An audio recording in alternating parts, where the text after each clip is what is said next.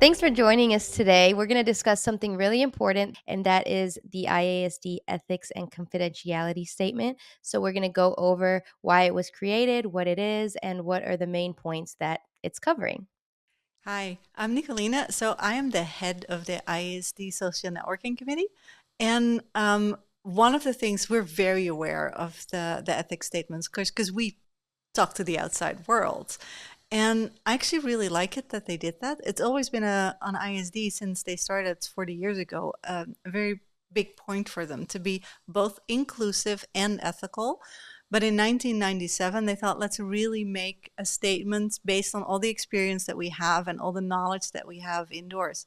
Now, I've broken it down into 7 points. They don't have it on the website. It's just one statement, but there's 7 points that I think are really important in it. So, how about I just name them and then we can discuss them one by one. And I know it sounds boring, but these things make it or break it kind of. It's like it's more almost like a if you want to talk about dreams at home or with your kids or with your friends, it's kind of a what not to do and what to do instead statement. So I've actually found it really helpful for myself as well. Yes, exactly. It is very important. Just at home, casual dream conversation. And also, if you're planning on putting together a dream group or, classes or become kind of on the teacher side of things. So, I really love that it covers everything. Yeah, actually they also have one for teachers as well, but let's one thing at a time. Okay, Just for discussing perfect. dreams with someone else, like one on one, you discuss dreams and then what do you have to keep in mind, right? Because it's kind of delicate and you don't want to, you know, be unkind about it. So 7 points. Let's just go over them one by one real quick. One of them is like the most important. You always respect someone else's integrity. Like someone had a dream, that's their dream. So you're not going to tell them, oh, I know what that means because it's their dream. Like you don't know. And you're not going to take over that authority. I love that one because it gives people the power to have their own dreams on their own terms. And the second one, which is also really cool for me, is like every dream can have multiple meanings. So you can't just say, oh, it means this, the end of story, because, people might think so. I would love to go into that later on the why and the what to do with that as well. Well, another one that I really love is someone might want to talk to you about a dream and in the middle of the conversation stop. Just they have the power. You always honor their decision to talk or not talk about it. Number four, a dreamer should be warned that if you talk about it, there might be emotions coming up. Maybe you think, oh, it's just a dream, I don't know. But then you talk about it and you start thinking about it, things might come up. That's also something that I'd love to give some examples for on how to handle that or how I handle that. I don't have the authority, of course. Number five is you kind of have to sort of agree on confidentiality. And that can be really simple. Like you sit apart with someone in a bar and say, okay, but like let's not share this with the entire group. But you kind of have to know if I'm going to put someone on my podcast, I don't have a podcast right now, but if I would, then maybe they'd want to know that out front. Number six is it's not psychotherapy unless you're a psychotherapist, which sounds simple, but it's actually kind of a pitfall. I really love to give some examples of that later. And the last one is there is so many traditions. And sometimes when we go over all of these statements, it kind of feels like we're saying that when you talk about dreams is always about your own personal psychology, but just acknowledging that it might not be can give a lot of space and freedom to talk about it. So those are the points. There's so much to discuss there. Yes, there is. Those are really important points. And I'd love to dive into them one by one because I have a lot of thoughts just about what each one means and what it looks like in action. So, in the first one, where you were saying essentially the dream belongs to the dreamer, right? You don't want to just tell somebody, oh, this is for sure what your dream means and, imprint beliefs and, expectations into somebody. But it's great to dialogue about dreams and talk about dreams. And when it comes to analysis or interpretation, you have to be careful because you have to own your projections, and that's why there's the whole usage of wording it as if it were my dream or in my vision of this dream, in my projection of this dream. And what that does is like it really owns your projection of like, this is my experience of hearing your dream and what I think based on my knowledge and experience and lifestyle and everything. And it gives the dreamer the space to say, yes, I feel that, I resonate, or I don't, or, that's not what it means to me. Ultimately, they can read dream dictionaries and get ideas and interpretations, but it's eventually essentially up to the dreamer to decide what the dream means. And people who work with me know that I'm even more strict about that than most people. Like I don't have to be because it's all about knowing that okay, you dream something, I might have some ideas about it, but those are my ideas, not yours, right? But for me, I come from a coaching background and I've been really trained on as a coach, you're not an advisor, right? So you don't tell people you got to leave that job because they might not want to. You got to help them figure out what they want and also what their problem is. And it's like that gave me a perspective on also when we are trying to figure something out for ourselves, how fragile that is. And I want to give an example for that where you can really see how even a dream dictionary that says, oh, it could mean this or it could mean that, or I don't know, or someone who says, well, if it was my dream, I would see that, how could sort of maybe sometimes take a step away rather than towards the whisper of your own little soul that says, hey, but I'm trying to tell myself something here. And so it's for a magazine. I was interviewed for a magazine and they said, how about we get you in touch with someone who has a dream that they have a problem with so that we can make an article about what you guys came up with in the end, which I loved. So this woman came and she was like a mid-20s student and she came to me with a dream. She said, I keep dreaming of water and I'm trying to not dive into it. So she said, I looked it up and I know that water stands for emotion. So am I afraid to dive into my own emotions? I get it. This is a conclusion, but I hadn't heard the dream yet. So I didn't know. And I thought, this is tricky because that might be true, that might not be true.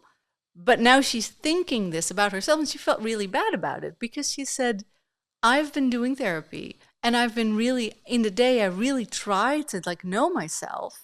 And then I dream it and I look it up online and it says, oh no, you're afraid to dive into your own emotions. Like, what am I doing wrong? But I didn't know if she was doing something wrong because I hadn't heard the dream yet. So this is what she actually dreamt. And see if you can spot it because this is really cool. She dreamt that she was standing by the side of a pool or a water or something. She took this one dream as example. And all of her friends were swimming because all of her friends had been, playing around, messing around, playing soccer and then jumping in, yay, swimming, hot day. But she was on her way to a job interview. She really kind of didn't want to get her hair wet. So they were all like, oh, come on, jump on in, jump on in. And she stood by the pool thinking, I really don't want to. I just came to say hi. And then they pushed her in. And then the dream ended with her just trying to hold on to the railing, being, please, I don't want to do this. And her friend's like, come on, it'll be fun. and that's where it ended. And it was always that same theme of her friends being like, come on, jump in. And she was like, I really don't want to. I understand that if you have that feeling, and it's pretty intense, and you try to figure out what it means, and you read, okay, you're trying to not dive into your own emotions, you're going to try to make that make sense in your mind. But I was like, no, stop for a second there. Because the real feeling for her was that feeling of, I don't want to, and they're trying to draw me in. So I said, do you know that feeling from anywhere in your life? That feeling of, I don't want to, and your friends are like, come on, do it, do it, do it. She's like, yeah, all the time. Like, I have to study and then, we're in a bar and everybody's, oh, one more drink, and then I stay.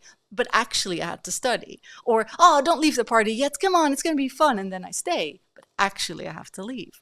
Or then I go to the bar anyway when actually I have to study. And it happens all the time and I just won't listen. Maybe I should stand up for myself more. And I said, wait a minute, even with that conclusion. Because in the dream, did you not stand up for yourself? She said, yeah, I did. Actually, I was crying and screaming, please stop. And they just wouldn't listen. So, okay, maybe that's not the solution. But look at it again. What happened there? Can you tell me physically what happened? And then she came up with something. She hadn't told me yet. I had no idea. But it was so brilliant. She said, you know what? I say in my dream I don't want to, but I'm standing right by the pool. Like I only need a little push. Like I actually do want to. What if I just change my body language? And I said, would that work in real life? She said, absolutely. If I get up and get my coat, they'd be like, okay, bye, see you next time. But I sit there saying, yeah, I have to go. But I just keep sitting. So yeah, of course they're going to give me another drink. Yeah. And if I just don't go to the bar, they're going to be fine with it. But I do it anyway. It's almost like I say no, but when my body language says yes, I can say no all I want. They're just going to listen to what I do, not to what I say. Actually, that makes so much more sense. And then I said, okay, so back to step one. Is this about you not diving back, not trying to see your own subconscious? She was like, no, not at all. This is about me just following up, me follow through. If I say no, do no. That's what it's about. And if for her, I could see the relief on her face. But we would have never gotten there if I had put my ideas on her dream, because I didn't know. Like, I don't know the woman. And even if I did know, I wouldn't have come up with that because I wasn't in her dream. So I didn't see her standing by the pool. That was additional information that she only discovered when she let go of those concepts that she'd gotten from internet or wherever. And this is why I'm super strict about making space and trying to really say, okay, but what actually happened there? Without trying to be smart about it and interpret it first. I love that. Wow, that's honestly so powerful. And you really did what this ethics statement says here, which says guides the dreamer to more fully experience, appreciate, and understand the dream. And just by asking questions, getting more details about what the dream actually happened. A lot of times people will at first be like, oh, what does dreaming of water mean? And then they won't, dive into the rest of the dream, what was happening, all the stories, all the details. So I really love that. And I think it encourages people to trust themselves, not just see a dream dictionary as an authority or a dream expert as knowing more than themselves. I see Ah, that a lot just online as well. So it really empowers the dreamer. I love that example. I love that you say that. That empowerment, I think for me, that's what it's all about. It's a little bit like, if I'm in a bad relationship and 20 friends tell me, just leave the man, I won't do it. But if 20 friends tell me, you know what, I keep hearing you say the same thing over and over again. What do you think when you hear that? What would you recommend when someone is in that position? Then it's much more powerful what I'm going to say. I might do it, I might not do it, but whatever I come up with is going to be from myself, which is so empowering. So I love that you use that word. Yes, exactly. I think it's really important. So, when you said every dream can have multiple meanings and different techniques can be employed to touch these multiple layers of significance, I really love this one because I always tell people like dreams are not always literal or they could mean multiple different things. Sometimes it's not just black and white or yes or no, easy to tell what something means. Dreams are so multifaceted, which is something that I love about them. It touches so many different areas of our lives within this intricate storyline. So I think it's okay to not attach just to one meaning and to explore it with different methods. Sometimes, if you do different dream work methods and techniques that have been established, you'll get different results from each of them. So I think that's just something really cool about dreams in general. I kind of really like that you use the word explore there rather than interpret, because that's how it feels to me, even working with my own dreams. And I do remember growing up, because we live in this narrative of things are supposed to mean one thing. So when I was younger, I would try to look for like the one true meaning.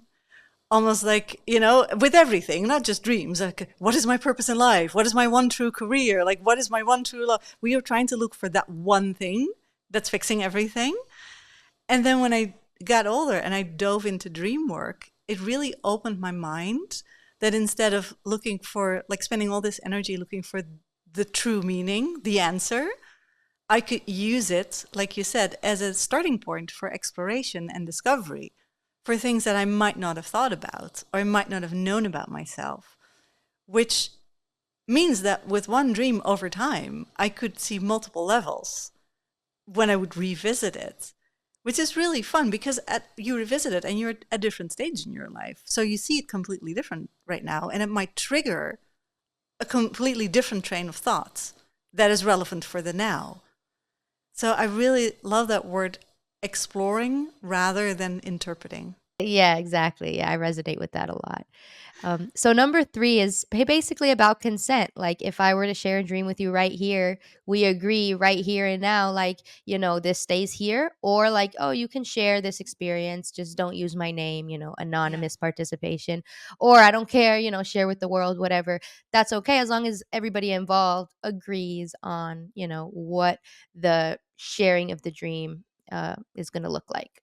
Yeah, and it's also a little bit for me about safety, knowing that you can stop this at any time because you don't know what's going to come up, or you might get bored, or you might want to do. For little kids, I always find it very important to remember that they might just start changing the subject and then don't bring it back. Just let them go. It's fine. If they're done talking about it, they're done talking about it. If it's important, it'll come back. Or with clients, if they're done talking about something, they're done talking about it. And it's fine. I don't have to push them or pressure them because there's something radical about it, saying, this is your dream. So you're also in charge of this process. I'm not going to be like, no, no, no, no, no, but we talked about this one thing, so we have to keep. No, no, no. The agency and the power that you give to someone when you're saying, I'm literally just facilitating this conversation, but I'm not leading it, it's more difficult than you think. Because specifically, even for myself, there's such temptation, how do you say, in being the big expert who knows things. And to just not do that and allow yourself to be incredibly dumb and let the other person lead, that takes guts. Yes, that's true. Even when listening to somebody's dream, I already have my own thoughts and projections about which dream symbol is cool and stands out to me and that I want to dive deeper. But I always ask the dreamer as well, like, what symbols stand out to you? Like, what are you curious about this dream? I don't want to, put my own questions out there when it may not even be the part of the dream that the dreamer was even curious about, too. I love that. I think that's a great tip to just, for anyone, if you want to talk about dreams, asking what stands out to you, because that's what people want to talk about. I think that's a really good tip because you're going to get Yes. information that you didn't expect. Exactly, which leads to number 4, unexpected issues and emotions that can arise as of course of this process. It's good that people know that, not all dreams are peachy perfect unicorns. Some dreams bring up trauma and repressed emotions and things that are difficult to deal with. And so a lot of times we can tap into, these emotional reactions when it comes to talking about our dreams. And although it's good to embrace that, it's good that the dreamer know, like you said, we could take a step back and take a break from this if needed. It's again with the safety, but also I've experienced that so many times. I mean, when I got married, one of the first things my husband learned was how to ask questions about dreams, which he learned really quick. It's not that hard. So it was so funny because it would happen that I was just like, oh, did you have a dream last night? And I would just start telling him, oh, blah, blah, blah, blah. And he was like, oh, do you want me to ask some more questions? I don't think there's more to it. Oh, but let's ask. And 5 minutes later, I'm like, yes, it's so true about my mom. Rest of the day crying and processing. You don't know. Yeah, it was. I mean, he was really cool about it. It was funny. I love that. Yeah, I love teaching people in my life too, just about how to do dream work and all about dreams. That's great. Yeah. So, number 5, maybe you can help me with this one. It's kind of similar to 3 at first glance. Mutual agreement about the degree of privacy and confidentiality essential for creating a safe atmosphere for dream sharing. That's Yeah. kind of what I was getting at. So, It adds a little bit, though, in my mind. I don't. It doesn't literally say that. For me, it adds also because friends come up to me at, let's say I'm a birthday party and I accidentally tell people what my job is, which means the rest of the night people will tell me their dreams. It's just how it happens. But then I have to be mindful to say, hey, how about we sit at a quiet spot? Because I do want to listen to it and I don't mind doing that. Even right here, it's just a dream, it's fine.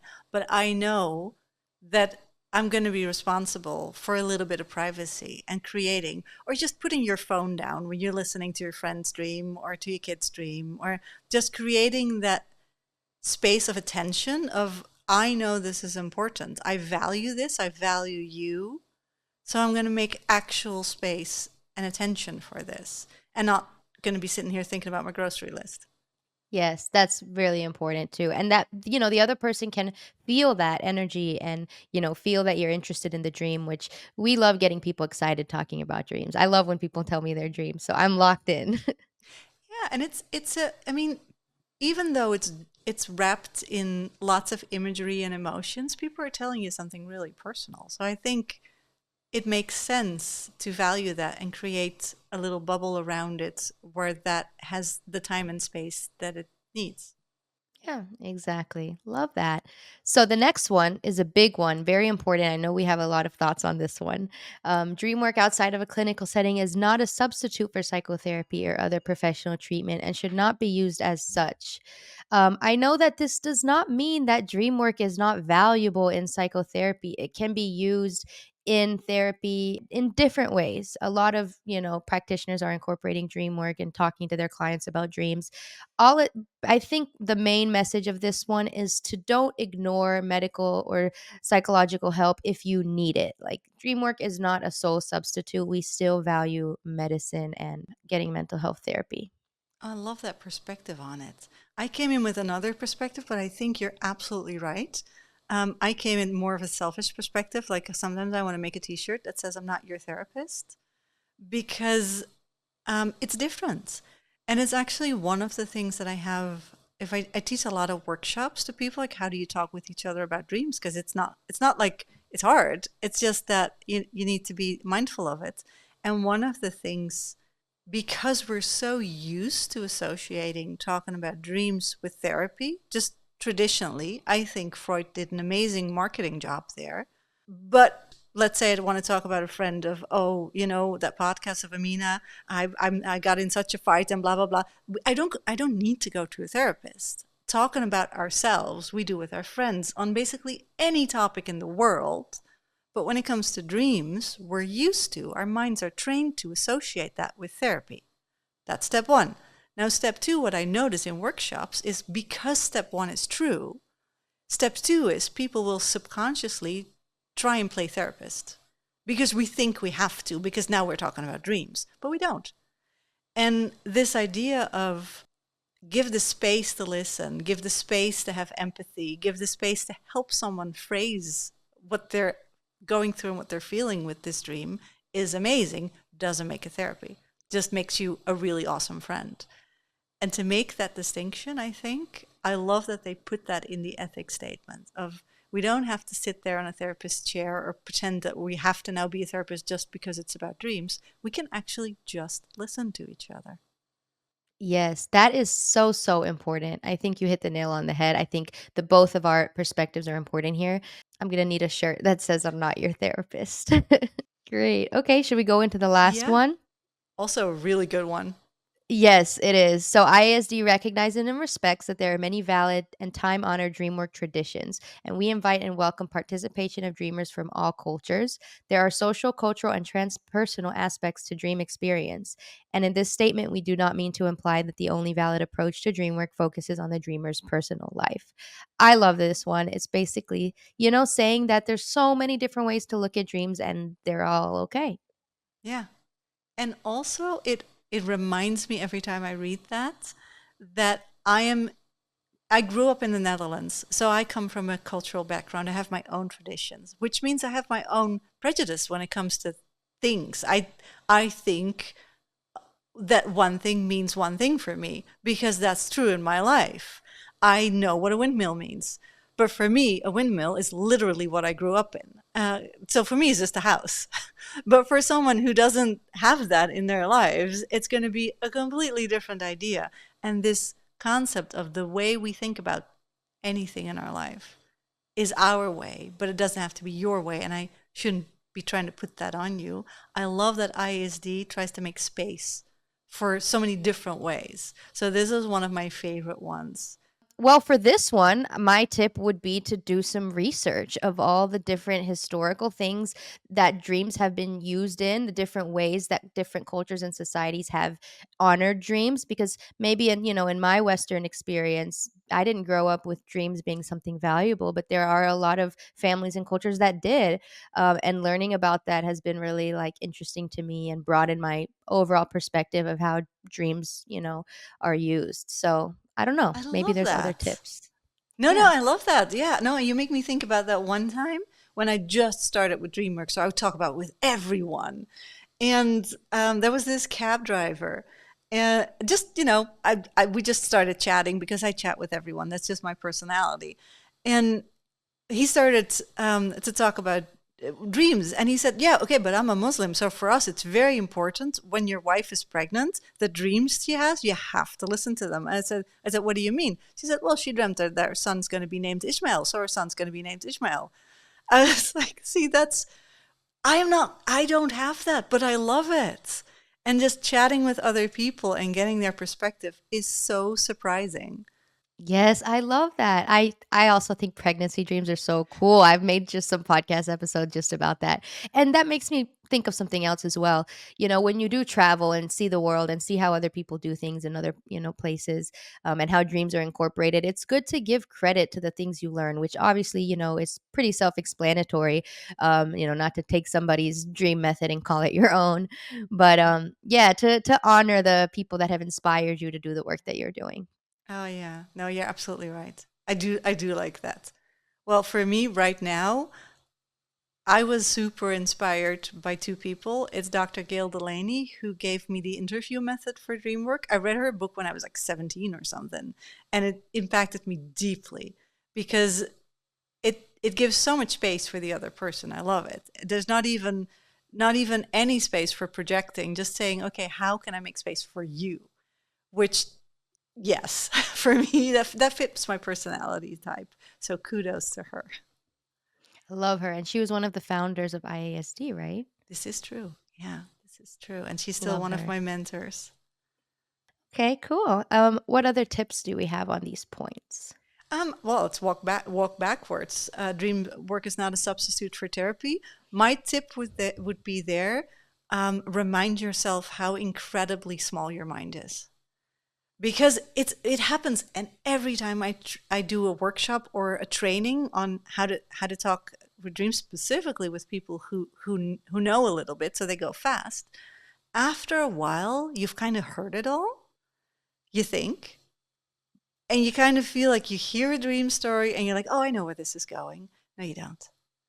And when you think you do, you know you're going to be wrong. But that is difficult. As humans are great pattern recognizers. We want to get to the answer fast. That's just how our brains work. We're efficient that way, but we skip steps when we do. And more importantly, we're going to take the power away and make it our power. Look at me being so smart.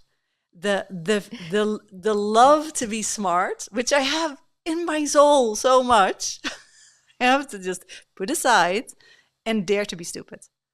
Yeah, it's true. It's very humbling, but it's important because then it's so much more powerful to see the dreamer come to their own conclusions. It feels better in the end, Yeah, and even if you're it's not the same being. conclusion that you would have given them.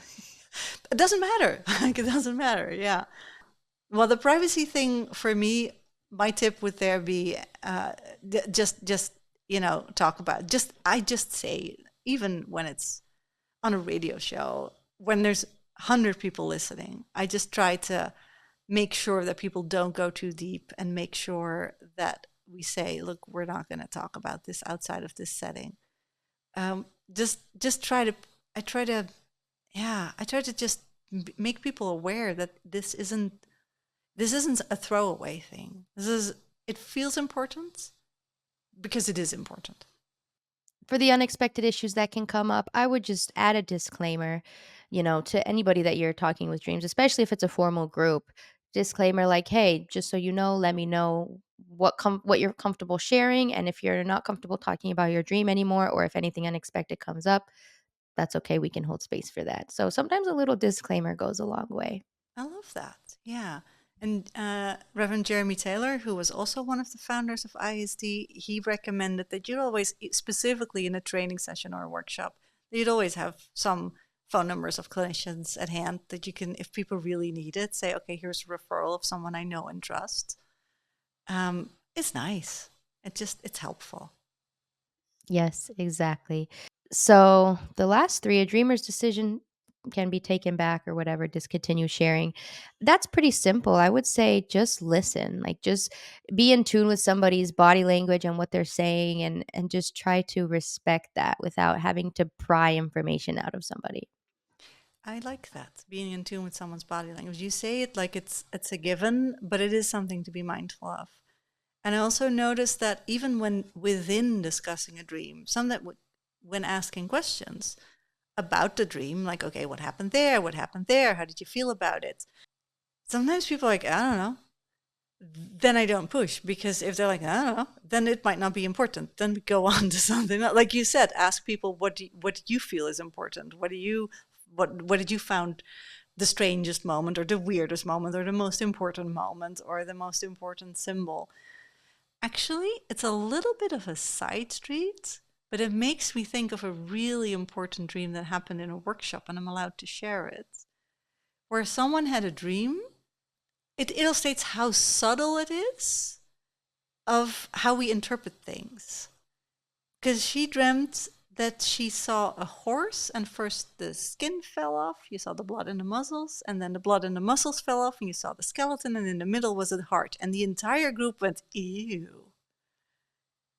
And that is an interpretation. It's a very instinctive, you're like, whoo, horror.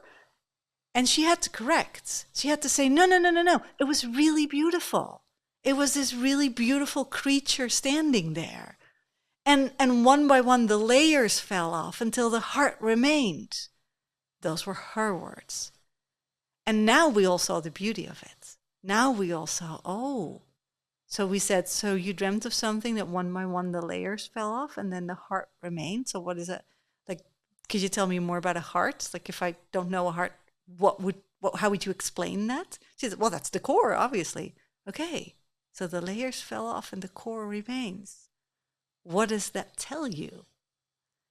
And she said, oh, yeah, no, that's really deep, because I'm on this road to self-discovery and I'm thinking, oh, I have to work really hard to find myself. But actually, if I just let all the outer layers fall off, my core will remain. I am always there. I was always there. Just getting rid of the noise is all I need to be doing. Actually, that's really helpful. But we would never have gotten there if we had allowed ourselves to go on our street of ew horror. Luckily, she course corrected. But that was her way of saying, stop, this is not horrible, this is actually really beautiful. And luckily the group gave the space, so that made space for that beautiful moment. But that also, I think, is what this statement means. If some, not even just, okay, I want to stop talking about dreams now, let's do something else. Fantastic, let them. But also, I want to stop with this avenue because something else is more important to me. It's more nuanced, but I think it's really important. It is, and it's so easy to you don't even realize sometimes when you're just projecting your own thoughts and you don't even know how the dreamer feels about a certain thing in the dream. So, yeah, it's definitely good to really see how the dreamer feels about things before putting your projections onto it. So yeah, I love that example. Yeah, which comes to number one again. The dreamer is the one who holds the authority. And even though my face has a lot of opinions about things, those are my opinions.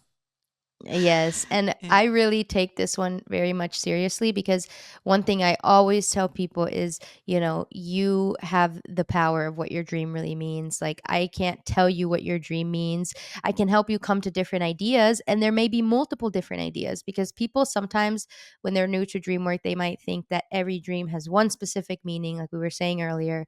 So I always just really make that a part of my language to say, do your research and ask opinions, but don't expect that anybody but you as the dreamer has the answer, and be open to multiple layers that may even come up later on. Yeah, I love the word exploring that you do. I do get a little suspicious when people say, oh, just tell me your dream and I'll tell you what it means. Like, how do you know, though? How can you do that with anything else but staying very superficial and maybe even steering someone a little bit in the wrong direction. Like, oh, water means this. Well, maybe to you. Yeah. Exactly. That's why it's really important to state that even if you are good at diving into dreams and helping people interpret them, you still have to say, "Hey, you're the expert, not me. The Oh, I like dreamer is the that. expert." Yeah. That's another t-shirt. You're the expert, not me. That's right there. Exactly. Yeah. I love the closing statement of this ethics statement. I'm going to read it out because this is for me everything. Our purpose, which means IASD's purpose, is to honor and to respect the person of the dreamer as well as the dream itself. And I really like that one. That's so powerful because then it brings it back like it's about you. That encompasses the whole thing really, really well. I love it. And I love how you mentioned earlier that there's a whole other document just for like more formal classes and DreamWork teachers. But even everything we went over today still applies to that. And anybody thinking about just making more content about dreams, talking in their community about dreams, just anybody on that path to normalize talking about dreams. I'm really happy that we can share this message. I like that you say normalize talking about dreams because that's would be super fun because it's not like everybody listening to it will think, well, duh, it's not like it's hard, but it gives a framework to say, let's just chat about this, and even if you brainstorm about a dream and explore it together and have fun about it and you get absolutely nowhere, or the next day you think, well, that made no sense, or it might trigger another thought. And that's why I like the word exploring that you use. Like, it's not about what it means, but it is about what train of thoughts can you start with it that might be helpful to you. Exactly. It's really the process itself can be much more powerful than the final meaning sometimes. At least that's how I view it. And again, I like that they make so much space for, okay, but there's so many ways to view this. I mean, well, there's one Exactly. final thing I wanted to say about that with the so many ways, because with all these layers, I mean, sometimes people have really deep spiritual experience in dreams. They feel like they have out of body experience. They have all these experiences that they wouldn't necessarily want to interpret as though it was a psychological thing. And again, there, I like this idea of not course correcting there. If someone feels that, that's how they feel. And that is way more true than how I feel about it, clearly, or how some book feels about it. But it also goes the other way around. Like, I wouldn't quickly say, oh, that's this, or oh, that's astral projection, if I don't know how they feel about it. And I've learned that when I was extremely young, when I think I was like 12 years old. And I had a dream that for me felt really impactful. And it was, I still remember it to this day, it was about all these people running and running to this one guy who said, I have all the answers. I am the best person in the world. And all these people believed it and were like, yes, let's make it this person president. And yes, let's make this or whatever, or leader of the world or whatever. And I didn't trust it. And I thought he was actually kind of stupid. And I really was scared of people that I didn't trust having power over me. That was something I deeply felt. Now, I was 12. I didn't have the vocabulary. So I asked my dad for help. And I asked my dad, and I told him the dream. And he didn't ask any question and immediately said, oh, well, that's very impactful. I was like, oh, now I felt good. He said, you dreamt of the Antichrist. And I was like, what? I didn't know what that was. And that was the last time I told my dad a dream, because now he started this whole rant about how he felt about it. And I thought, see, but that, even if it's true, is not helpful to 12-year-old me, because I am struggling with feeling powerless, clearly. And I was at the time. And I was struggling with all these decisions that parents made. And I was trying to figure out, how do I feel about it? And will they please listen? Well, I'll tell you, they didn't. Because even when I told the dream, they were like, oh, that means this. Like, please stop. That's how I learned to keep it to myself. Now, what if we lived in a world where you give more space so kids don't learn to keep it to themselves, but actually learn to talk about it more because it's fun and it's nice to share. And now you've shared a story, or, you make a drawing about it or whatever. Yeah, that was one that really got me on this track of, and maybe now that I'm saying it to you, I'm thinking maybe that's why I'm so fierce about it, about I wouldn't even say if it were my dream because it's not my dream. So I'm just like, nope, I'm gonna back off and let you be you. That's true, yeah. There's so many different ways you can word that concept. You don't even have to say the "if it were my dream" part. Yeah, it's about allowing space. I love that you shared that, and I think you're making the 12-year-old you proud because we are entering a world where we are encouraging children to openly talk about dreams and become conscious in their dreams, and I really love seeing that children that have that support. So, that's really awesome. Yeah, my 12-year-old self now thanks everyone who's listening and just doing this with their kids because that's so cool. It really is. Children are powerful. Okay, so where can people like read more about this? It's on the IASD website Yeah, if they want to read more deeper into the ethics and confidentiality, as well as find the guidelines to ethical dream work training, right? And all the other yeah. things that they have. So the website is asdreams.org, and then you go to About ISD, and then there's a drop down menu, and it has ethics and confidentiality, and it just, I mean, it's a much longer statement. There's so much more to it. We click the highlights basically, and there's also a really long statement about what if you go to a conference and you want to present at a conference. What do you have to think about in terms of keeping it ethical?